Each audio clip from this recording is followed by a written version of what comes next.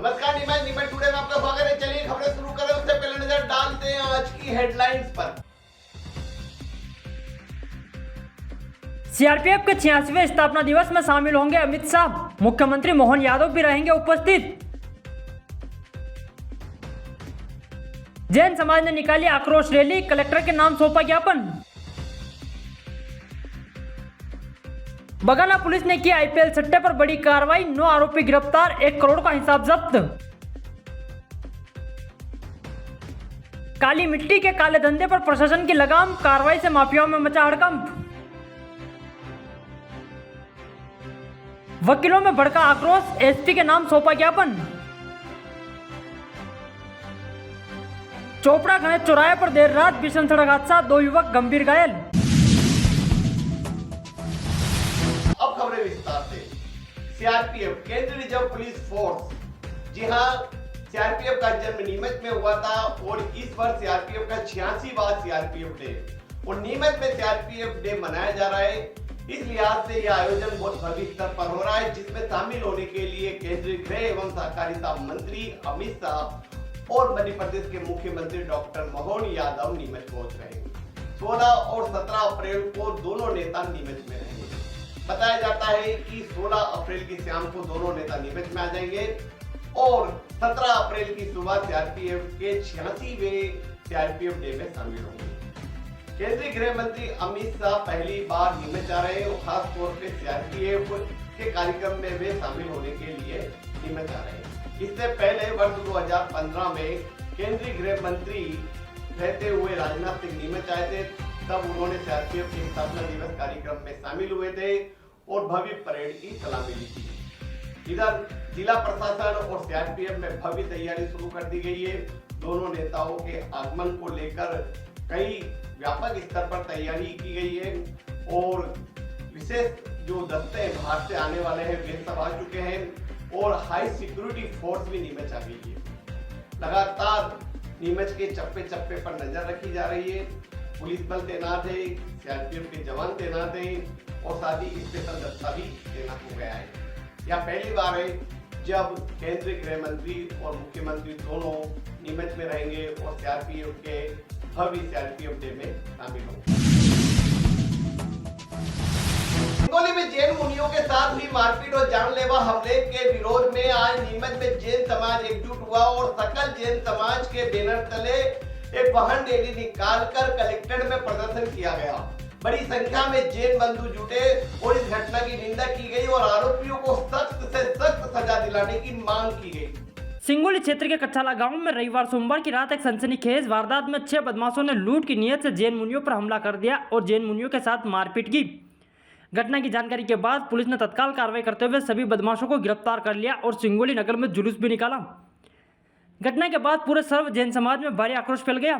सोमवार को सिंगोली बंद रखा गया और समाजजनों ने विरोध प्रदर्शन करते हुए आरोपियों को फांसी देने की मांग की।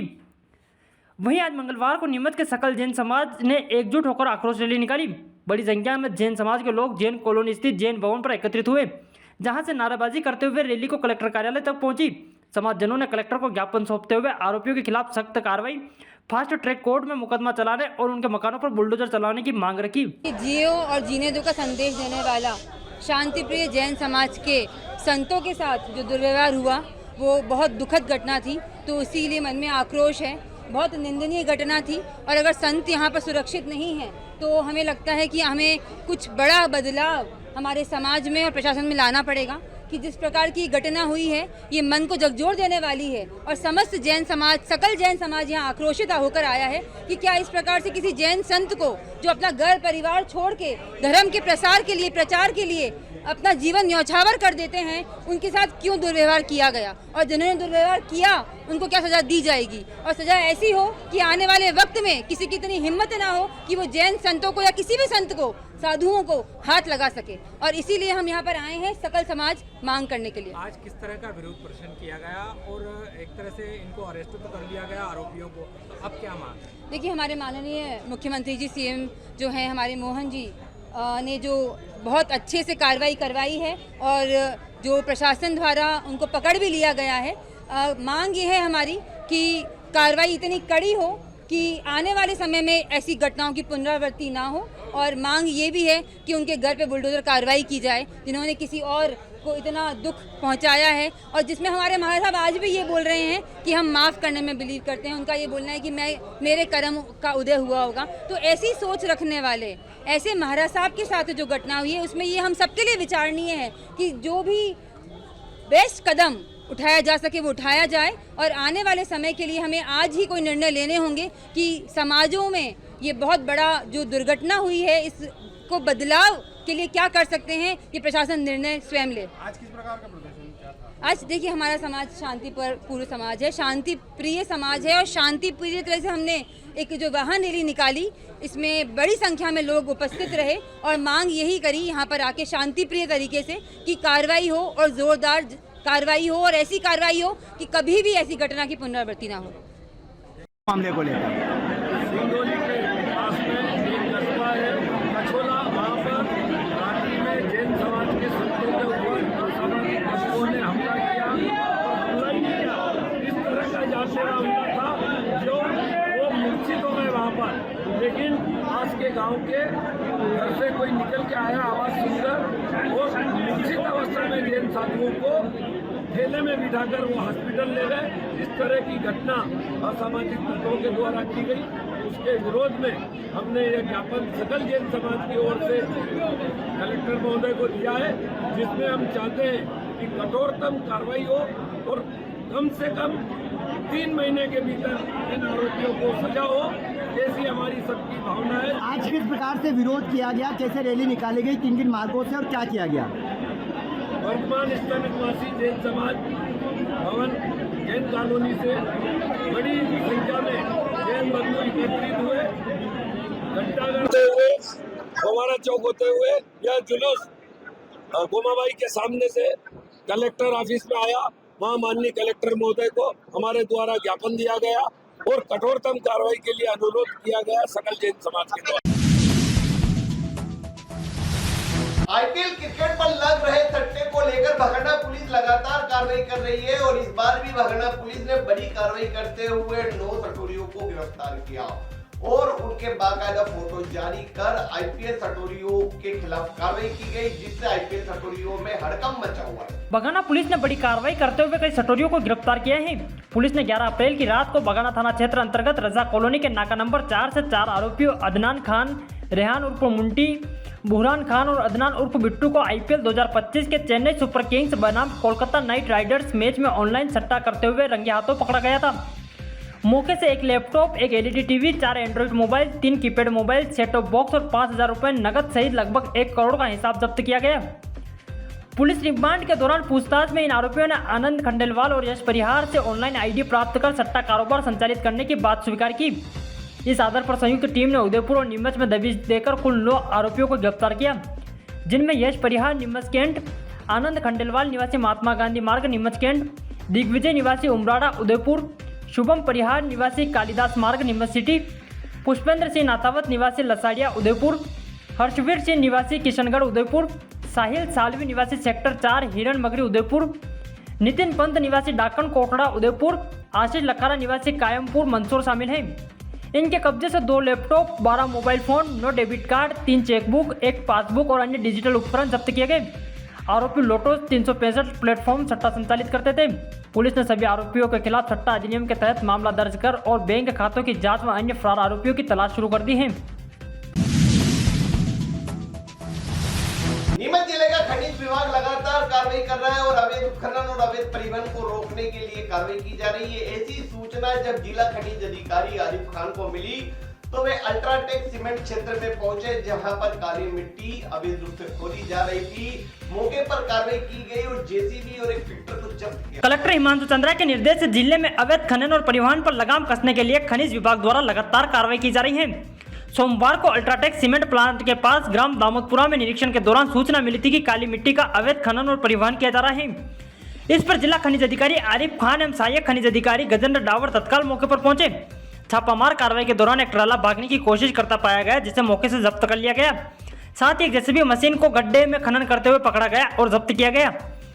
खनिज अधिकारी आरिफ खान ने जानकारी देते हुए बताया कि ग्राम बोरखेड़ी, नया गांव, दामोदपुरा, कानका, कुंडला और खेड़ा राठौड़ क्षेत्र में उत्तम गुणवत्ता की काली मिट्टी पाई जाती है, जो खेतों में बेहतर फसल उत्पादन के लिए उपयोग में लाई जाती हैं। लेकिन कुछ माफियाओं द्वारा इसका अवैध व्यापार किया जाने लगा है, जिससे इस क्षेत्र में लोगों द्वारा शिकायतें की जा रही। पिछले 10 दिनों में इस क्षेत्र में अब तक कुल 5 जेसीबी और 2 ट्राले जब्त किए जा चुके हैं, जिन्हें नया गांव चौकी की अभिरक्षा में रखे गए। जी सर, कल एक कार्रवाई की गई थी अल्ट्राटेक सीमेंट एरिया क्षेत्र में काली मिट्टी को लेकर, क्या है पूरा मामला? लगातार उस क्षेत्र में जो अल्ट्राटेक सीमेंट को सिक्की क्षेत्र है, जो कि ग्राम दामोदरपुरा है, बोरखेड़ी है, कानका है और खेरा राठौर है, यहाँ काली मिट्टी के खनन की शिकायतें प्राप्त हो रही थी। इस बाबत कलेक्टर में निर्देशित किया गया कि इस तरह से कार्रवाई करें, क्योंकि एक व्यापार बन गया था। लोग खेतों में डालने के बदले इसको राजस्थानी अन्य क्षेत्रों में विक्रय कर रहे थे। तो कल मौके पर जब हम भ्रमण कर रहे थे, मैं और हमारे सहायक चुने अधिकारी और तो दामोदरपुरा के अंदर एक जेसीबी और एक ट्राला मौके पर जब्त किया गया। ट्राले ने वहाँ मौके पर मिट्टी भी खाली कर दी थी, लेकिन वहीं से उसको उसी स्थान पे जब्त कर दिया था। ये काली मिट्टी और ये से अवैध खनन में आता है? हाँ, मिट्टी भी खनिज है और बिना अनुमति अगर इसका आप करते हैं खनन या परिवहन तो अवैध की श्रेणी में आता है। यहाँ वक्त एक ब्रेक का, ब्रेक के बाद आपको दिखाएंगे कुछ और खबरें। फिर इंदौर जाने की आवश्यकता नहीं। 11 मल्टी स्पेशलिटी हॉस्पिटल नीमच में उपलब्ध है। अंचल का एकमात्र अत्याधुनिक सर्व सुविधा युक्त 150 बेडेड हॉस्पिटल, जहां आपको 24 घंटे इमरजेंसी सुविधा उपलब्ध मिलेगी।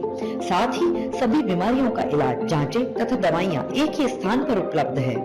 20 स्पेशलिस्ट डॉक्टर की विशाल व अनुभवी टीम के साथ उपलब्ध सेवाएं, अस्थि रोग, शिशु रोग, महिला एवं प्रसूति रोग, लेजर सर्जरी, न्यूरो एवं स्पाइन सर्जरी, यूरोलॉजी, जनरल एवं लेप्रोस्कोपी सर्जरी, क्रिटिकल केयर एवं ट्रॉमा, मुख कैंसर रोग, जनरल मेडिसिन, फिजियोथेरेपी। इसके अतिरिक्त 15 बेडेड अत्याधुनिक मशीनों युक्त ICU, ultra modern 7 bedded dialysis unit, 10 bed नवजात शिशु and ICU, 4 modular operation theatre, अत्याधुनिक लैब एवं रेडियोलॉजी विभाग, सर्व सुविधा युक्त वार्ड एवं प्राइवेट रूम, 24 घंटे एम्बुलेंस सुविधा। ब्रेक के बाद आपका स्वागत है। नवीन न्यायालय भवन को लेकर वकीलों का आंदोलन लगातार जारी है। वकील एकजुटता के साथ आंदोलन कर रहे हैं, लेकिन कुछ लोग इनके आंदोलन को तोड़ने की साजिश कर रहे हैं। ऐसे में झूठी शिकायतें भी की जा रही है। इन्हीं झूठी शिकायतों को लेकर आज वकीलों ने नीमच एसपी को ज्ञापन दिया और धन सिंह वर्मा पर आरोप लगाए कि उन्होंने झूठी शिकायत की है। नवीन न्यायालय परिसर में पक्षकारों और वकीलों के बैठने की उचित व्यवस्था और मूलभूत सुविधाओं की मांग को लेकर जिला अभिभाषक संघ के बैनर तले वकीलों का आंदोलन लगातार जारी है, जिसके निराकरण होने तक चरणबद्ध तरीके से रोजाना विरोध प्रदर्शन किया जा रहा है। वहीं आज वकीलों ने बड़ी संख्या में एसपी कार्यालय पहुंचकर एसपी अंकित जायसवाल के नाम कैंट थाना प्रभारी पुष्पा चौहान को एक ज्ञापन सौंपा। ज्ञापन में बताया गया है कि धन सिंह वर्मा नामक व्यक्ति ने जिला अभिभाषक संघ के जिला अध्यक्ष मनीष जोशी पर झूठा आरोप लगाया और बताया कि नवीन न्यायालय परिसर में प्रवेश से रोका गया और गाली गलौज कर धमकाया गया। पूरे मामले में आज जिला अभिभाषक संघ ने एसपी को ज्ञापन सौंपा और पूरे मामले की जांच की मांग की। देखिए, आप सबको विदित है कि जिला अभिभाषक संघ नीमच जो है अपनी मांगों को लेकर आंदोलनरत है और दिनांक 9/4 को एक धन सिंह वर्मा नामक व्यक्ति ने मेरे खिलाफ एक झूठा आवेदन दिया और उसे शहर के व्हाट्सएप ग्रुप में डाला और उस वहीं से हमें यह प्रति प्राप्त हुई कि उसने मेरे ऊपर झूठे और मिथ्या आरोप लगाए कि उसको मैंने गेट पे जाने से रोका, मैंने गाली गलौज करी और मैंने उसको थप्पड़ दिए। तो वो नितांत ही असत्य और हास्यास्पद जो आवेदन उसके द्वारा दिया गया, उसकी जांच की मांग के लिए हम एसपी साहब को आवेदन देने आए थे कि उसकी निष्पक्षता से जांच की जाए। वहाँ पे वैसे सुरक्षा गार्ड भी है, तो वहाँ पे सुरक्षा गार्ड है, जो घटना स्थल उसने बताया है वहाँ पे सुरक्षा गार्ड है, वहाँ पे सीसीटीवी केंद्र है और जिस दिन की वो घटना होना बता रहा है उस दिन तक पूरे शहर को इस बात की जानकारी है कि उस नई बिल्डिंग में न तो कोई स्टाम्प वेंडर मिलेगा, न कोई नोटरी मिलेगी, न कोई वकील मिलेगा। इससे स्वतः ही वो आवेदन अपने आप में झूठा है। लेकिन अभिभाषक संघ नीमच की ये मांग है कि आखिर उसने ये झूठा और असत्य आवेदन किन लोगों के इशारे पे दिया। रविवार सोमवार की दरमियानी रात एक कार तेज रफ्तार से अंधाधुंध दौड़ती हुई एक बाइक सवार को टक्कर मार दी, जिसमें वो सेवक पार्थ जोशी और एक अन्य युवक घायल हो गए। कार की गति इस तरह से तेज थी कि देखने वाले भी है। शहर के कैंट थाना क्षेत्र स्थित चोपड़ा गणेश मंदिर चौराहे पर रविवार सोमवार की देर रात करीब 1:30 बजे तेज रफ्तार कार ने बाइक सवार को टक्कर मार दी। हादसे में बाइक सवार गौ सेवक पार्थ जोशी गंभीर रूप से घायल हो गया, जबकि पीछे बैठे सुनील साटिया भी चोटिल हुआ। जानकारी के अनुसार पार्थ मजदूरी के बाद सुनील को लिफ्ट देकर घर जा रहा था। सुनील को उतारते वक्त सफेद रंग की तेज रफ्तार कार ने टक्कर मार दी और चालक मौके से फरार हो गया। हालांकि कार नंबर प्लेट घटनास्थल पर गिर गई, जिसके आधार पर कैंट थाने में एफआईआर दर्ज करवाई गई। पुलिस ने आरोपी के खिलाफ मामला दर्ज कर जांच शुरू कर दी है और दोनों घायलों का जिला अस्पताल में इलाज जारी है। जैन संतों पर हुए हमले को लेकर वेसी महासम्मेलन ने भी आक्रोश जताया और वेसी महासम्मेलन की जिला इकाई ने आज नीमच कलेक्ट्रेट में प्रदर्शन कर ज्ञापन सौंपा। इस अवसर पर वेसी महासम्मेलन के संभागीय अध्यक्ष संतोष चोपड़ा और नीमच जिला अध्यक्ष गोविंद पोरवार, मीडिया प्रभारी सोनू खंडेलवाल, आशा सांबर, जम्बू कुमार जैन सहित बड़ी संख्या में वेसी महासम्मेलन के पदाधिकारी उपस्थित थे। तो याद दिन भर की खबरें इजाजत दीजिए राकेश सोन को और आप देखते रहे नीमच टुडे।